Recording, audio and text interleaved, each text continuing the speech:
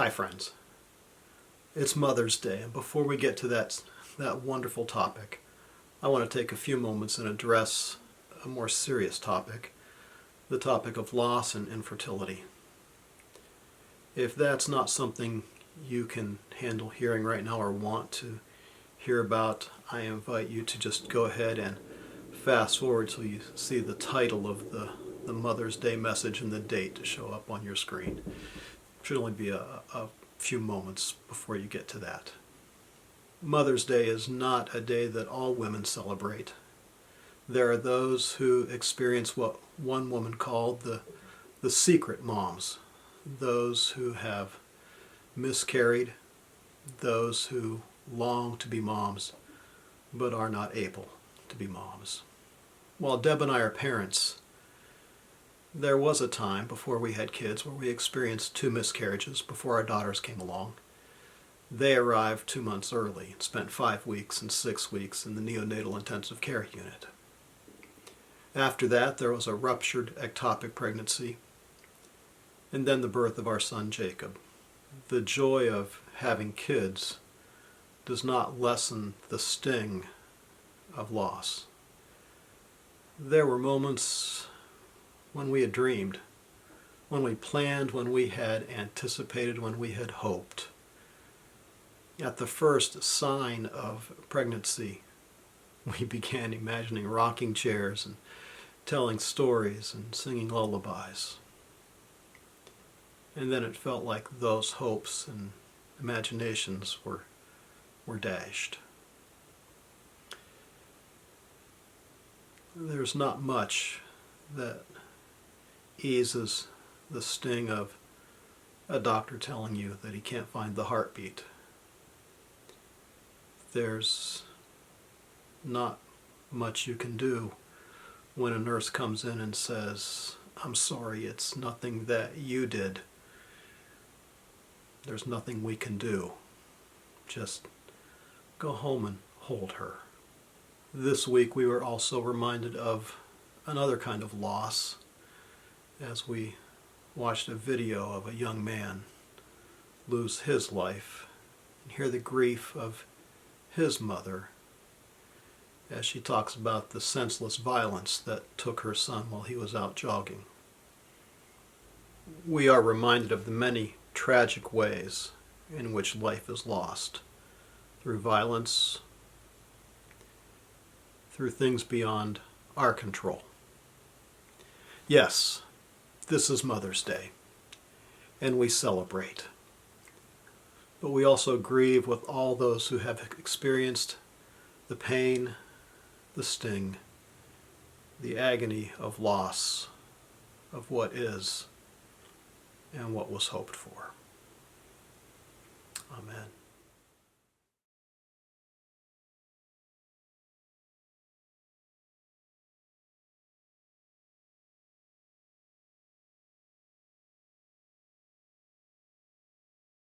Good morning, friends, and happy Mother's Day. I'm doing something new again. Today's video explains and celebrates Mother's Day. Until we get to the sermon itself, the words are primarily not mine. I have pulled them from a variety of sources available on the internet and woven them together. For now, sit back and enjoy the history and heartbreak of Mother's Day remembered. Social activist Anna Reeves Jarvis was born in Virginia on September 30th, 1832. She and her husband would eventually move to Taylor County, West Virginia, where her life was filled with tragedy. 8 of her 12 children died before adulthood. From the depths of her loss came inspiration. Jarvis dedicated her life to eradicating unsanitary living conditions, which often spread deadly diseases. She organized Mother's Day work clubs to buy medicine for needy families and to care for families stricken by tuberculosis. During the Civil War, club members nursed both Union and Confederate soldiers. After the war, Jarvis hosted a Mother's Friendship Day, bringing together veterans from both sides and pulling together communities torn apart by the 4-year conflict. Her daughter, Anna Jarvis, born in 1864, witnessed her mother's love and activist spirit. She remembered her mother saying, "I hope and pray that someone, sometime, will found a memorial Mother's Day, commemorating her for the matchless service she renders to humanity in every field of life, because she is deserving of it." Anna Reeves Jarvis died in Philadelphia in 1905. According to Anna Jarvis's brother Claude, "My sister Lillian and myself were standing beside the open grave on the side. As the bishop said, 'Dust to dust, ashes to ashes,' Anna broke out in a heartbreaking cry and said, 'Mother, that prayer made in our little church in Grafton, calling for someone, somewhere, sometime to found a memorial to Mother's Day. The time and place is here, and the someone is your daughter, and by the grace of God, you shall have your Mother's Day.'" Anna Jarvis claimed she went straight from the gravesite to her home in Philadelphia, where she had moved in the 1890s, to start planning for Mother's Day. Her campaign didn't begin in earnest until 1907, but over the next few years, Jarvis wrote thousands of letters to any prominent figure who could wield influence, including President Teddy Roosevelt, Mark Twain, and former Postmaster General John Wanamaker. The campaign quickly gained steam, even though some ridiculed her idea, and the Senate initially rejected the Mother's Day resolution. On May 10, 1908, the first official Mother's Day services were held in Grafton at Andrews Methodist Church, and later that day in Philadelphia, where Jarvis spoke for 70 minutes at the Wanamaker Store Auditorium. The venue seated 5,000, but 15,000 tried to gain admission. Russell Conwell, founder of Temple University, heaped praise on Jarvis after her address.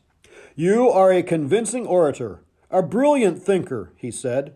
"You will be able to obtain what you want. Your Mother's Day idea will honor you through ages to come."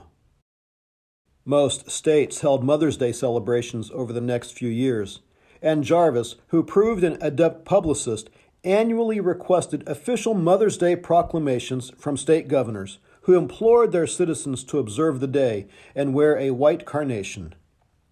With virtually the entire United States celebrating Mother's Day state by state, Woodrow Wilson signed legislation designating the second Sunday in May a national holiday in 1914. Jarvis declared the white carnation the official flower of Mother's Day, and she urged sons and daughters to visit their mothers, or at the very least, to write home on Mother's Day. "Live this day as your mother would have you live it," Jarvis instructed in her letters. Her vision for the day was domestic, focusing on a mother's role within the home, and highly sentimental. It was to be celebrated in honor of the best mother who ever lived, your own. The holiday may have had an easy birth, but not an easy transition to maturity. Commercial industries quickly recognized the marketability in Jarvis's sentimental celebration of motherhood. Her themes became central to Mother's Day advertising campaigns. The call to write tribute letters fueled the greeting card industry. The designation of the white carnation emblem energized the floral industry. Moreover, Jarvis's own story as a daughter dedicated to fulfilling her departed mother's greatest wish was better than anything a copywriter could invent. However, despite her calls to the nation to adopt her holiday, Jarvis considered it her intellectual and legal property and not part of the public domain. She wished for Mother's Day to remain a holy day, to remind us of our neglect of the mothers of quiet grace, who put the needs of their children before her own. She never intended for the observance to become the burdensome, wasteful, expensive gift day that other holidays had become by the early 20th century. Jarvis soon soured on the commercial interests associated with the day. She wanted Mother's Day to be a day of sentiment, not profit. Beginning around 1920, she urged people to stop buying flowers and other gifts for their mothers, and turned against her former commercial supporters. She referred to the florists, greeting card manufacturers, and the confectionery industry as charlatans, bandits, pirates, racketeers, kidnappers, and termites that would undermine with their greed one of the finest, noblest, and truest movements and celebrations. Sadly, Jarvis spent her last days deeply in debt and living in a mental asylum in Westchester, Pennsylvania. She died on November 24th, 1948. It may be a sad ending to the life of Anna Jarvis, but the Mother's Day tradition does indeed live on. Today's probably a bit different of a Mother's Day. The restaurants are closed. It may have been difficult to get out and purchase a greeting card for Mom, and the social distancing guidelines may prevent us from actually seeing our mother. But perhaps this takes us back to the original idea of Mother's Day that Anna Jarvis envisioned. A time to honor our mothers in simple and meaningful ways. Now, Anna Jarvis may have been the mother of Mother's Day, but she was not the first to extol the virtues of women. One of the most prominent passages of Scripture that speaks to this day is Proverbs 31, verses 10 through 31. A capable wife who can find? She is far more precious than jewels. The heart of her husband trusts in her, and he will have no lack of gain. She does him good and not harm all the days of her life. She seeks wool and flax, and works with willing hands. She is like the ships of the merchant. She brings her food from far away. She rises while it is still night, and provides food for her household and tasks for her servant girls. She considers a field and buys it. With the fruit of her hands she plants a vineyard. She girds herself with strength and makes her arms strong. She perceives that her merchandise is profitable.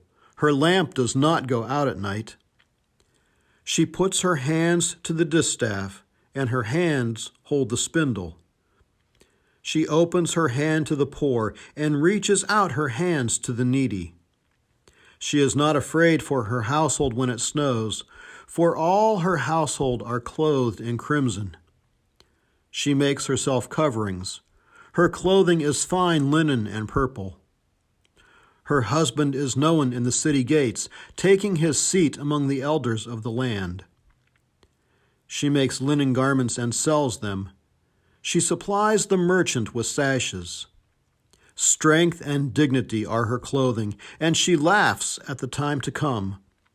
She opens her mouth with wisdom, and the teachings of kindness is on her tongue.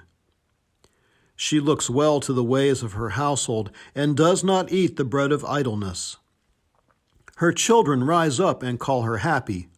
Her husband too, and he praises her. Many women have done excellently, but you surpass them all. Charm is deceitful, and beauty is vain, but a woman who fears the Lord is to be praised. Give her a share in the fruit of her hands. Let her works praise her in the city gates. Before I actually preach, for a moment, allow me to say that I appreciate my mom and the many other mother figures that have been involved in my life. This is a day to say, thanks, Mom, and to be mindful of their love for us. With that said, let me dive into a bit of a political sounding commentary, even if it's just for a few moments. You see, this text is not just for Mother's Day and memorial services. This text reminds us that women need to be accepted as peers, that they need to be respected, that they need equal rights, equal pay, equal opportunity, equal status, and equal accountability. At another point on the spectrum of interpretation is the view that kids have of their mom. Check out this cartoon to see what I mean.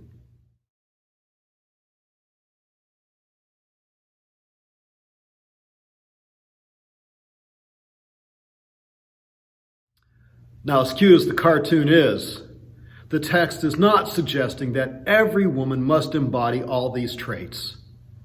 For many women who read this, The proverb may seem like an overwhelming idea, an impossible job description, almost a portrayal of the supermom that we saw in the cartoon. A mom who runs on 3 hours of sleep, lukewarm coffee, and manages to always look perfect while juggling home, kids' schedules, career, romantic dinners with the husband, and countless charitable events, including but not limited to church functions. Yes, this proverb can be read as promoting the supermom image. However, that's a wrong reading of the passage. No one woman embodies all these traits. I love my mother dearly, but I also realize she is not perfect. There is no supermom. The passage can be rightly seen as a composite image of women, reminding us of the need for community and inclusion, something that we have been sorely missing these last weeks. In a few weeks, we will celebrate Pentecost, the gift of the Spirit, and the many ways the Spirit bestows spiritual gifts among humans. We'll be reminded that the Spirit gives these gifts as the Spirit determines, and no one person has every gift. Today can be seen then as a subtle reminder that we need a community of women and men for the church to be complete. The implication is that we, as the bride of Christ, do not come to the relationship perfect, but by being in relationship with Christ, we are made perfect. If there's any criticism of Anna Jarvis in her creation of Mother's Day, it is simply that she tried to create a utopian holiday in a world that is far from perfect. However, as we continue to remember our mothers, as we continue to honor all women, giving them voice, hope, credit, appreciation, and support, we draw closer to the image presented by the writer of Proverbs 31 and the ideal that Anna Jarvis had in mind at that Methodist church in Grafton, West Virginia, 112 years ago. Grace, peace, and hope, my friends. Always hope. Happy Mother's Day, and until next week, God bless.